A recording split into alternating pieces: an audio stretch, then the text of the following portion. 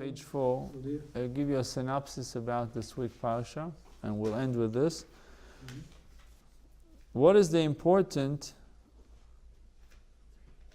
Always read this page. What is more important? A team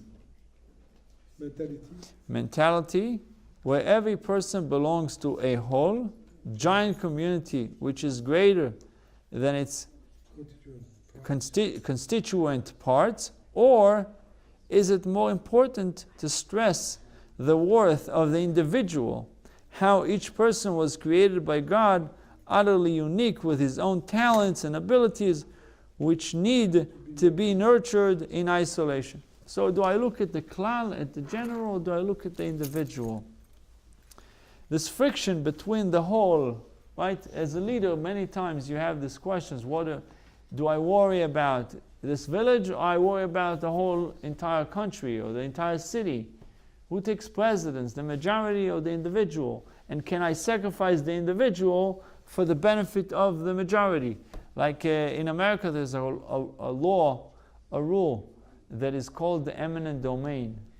In the laws in real estate, that you're allowed, if the government needs your land or your house, they want to build a bridge and it goes to your house, you can't resist the sale. It's called eminent domain. They're allowed to tell you your fair value of your house, the fair market value is X amount, here's the money, have a good day.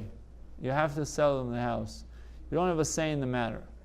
Meaning that the benefit of the majority of the many takes over the benefit of the individual. What do you call that? The eminent domain. Eminent domain, yeah. So what is it over here? What is more important, the team, the many, or the individual?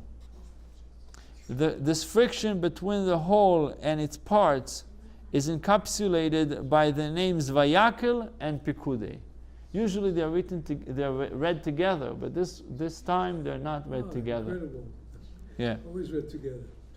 Most of the time they're read together. Yeah. So two parshias that are often read together.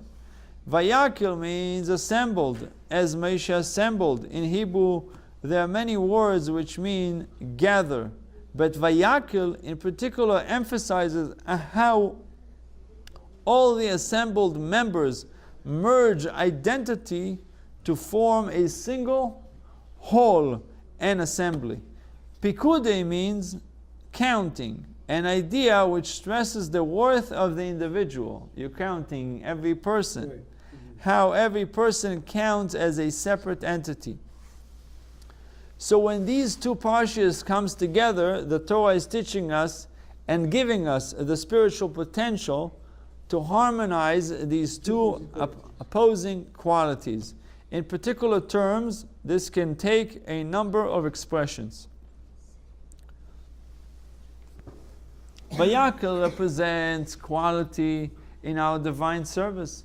Since merging with a greater whole, that's why we daven in a minyan, confers on a person a qualitatively superior experience. He is now a member of a greater cause that he could not reach alone. Pikudei, on the other hand, represents the advantage of quantity.